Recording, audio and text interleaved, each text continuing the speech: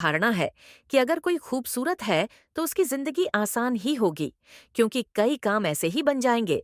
लेकिन इतिहास में कई कहानियां ऐसी भी हैं जो बताती हैं कि किस तरह से खूबसूरती ही महिलाओं के लिए अभिशाप बन गई।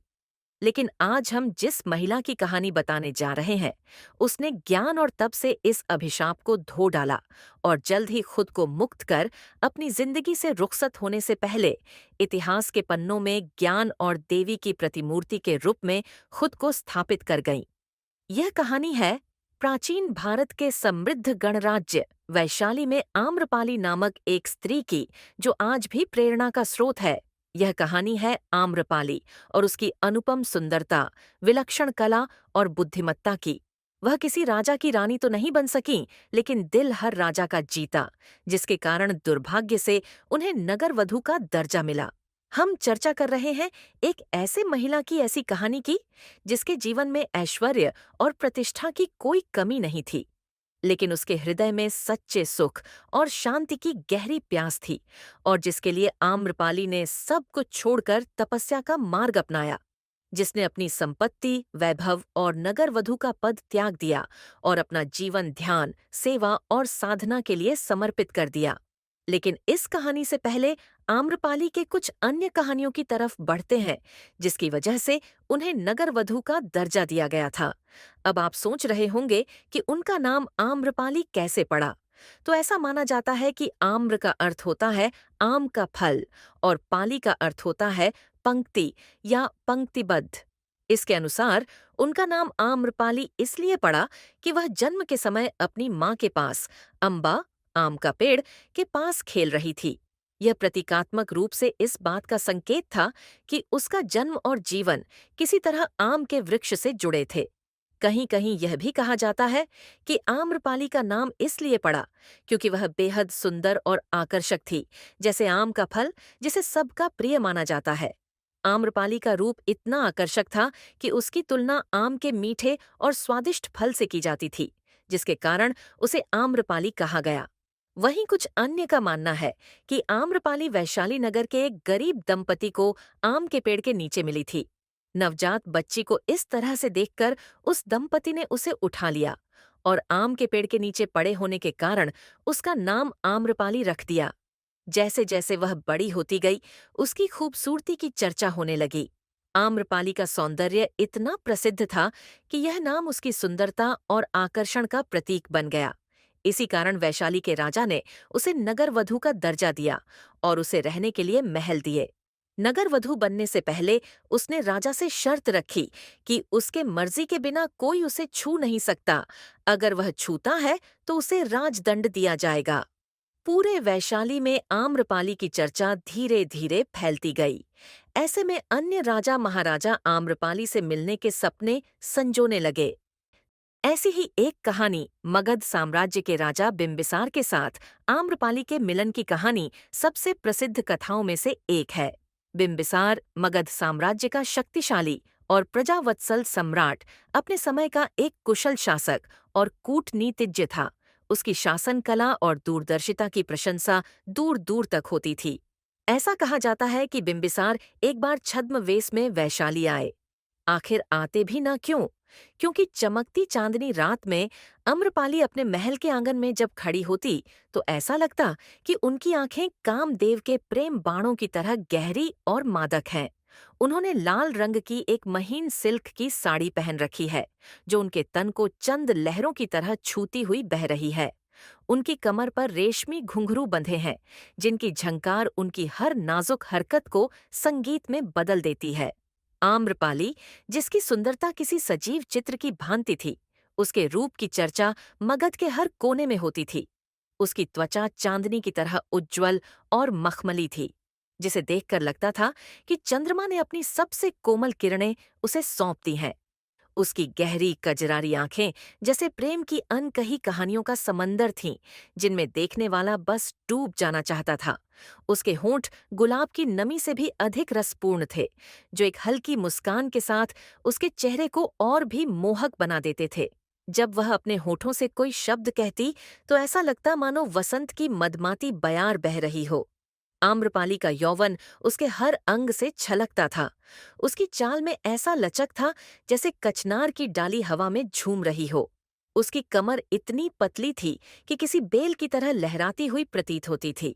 उसके नृत्य में कामुकता और कला का अद्भुत संगम होता था।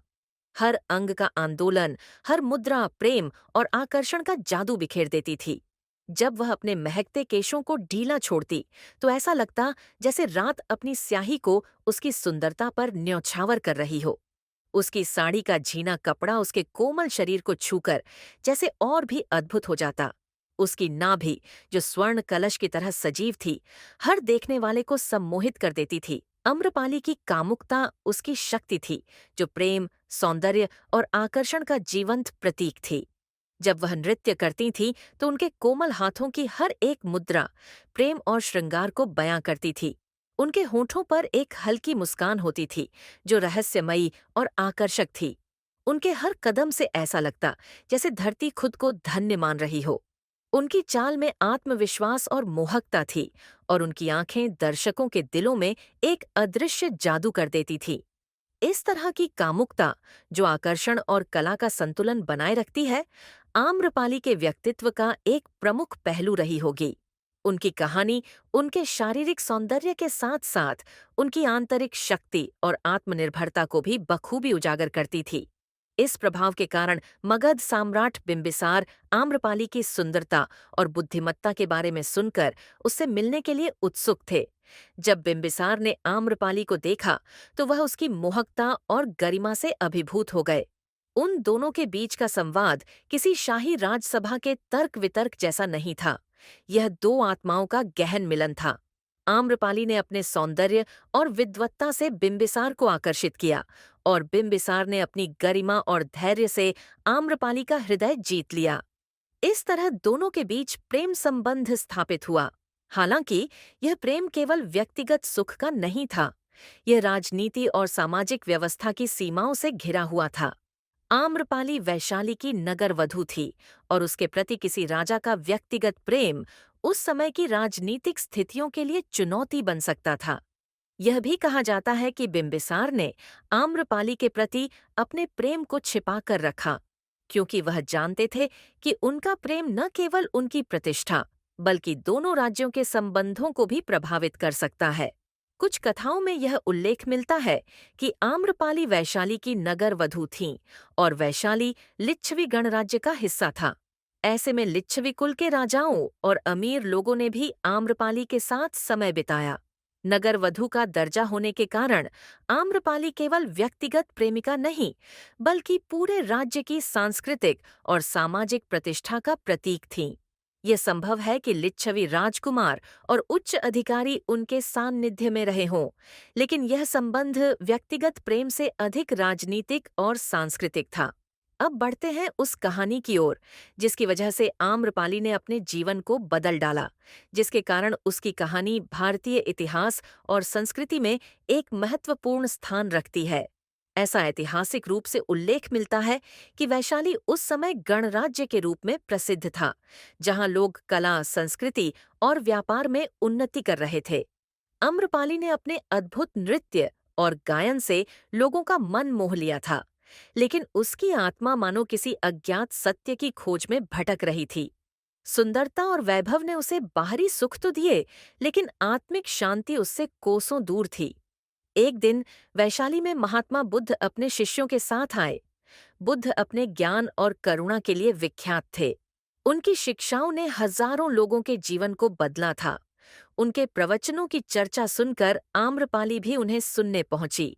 बुद्ध के वचन दुखों का कारण हमारी इच्छाएं हैं, और उनका समाधान आत्मज्ञान में है, ने आम्रपाली के हृदय को झकझोर दिया।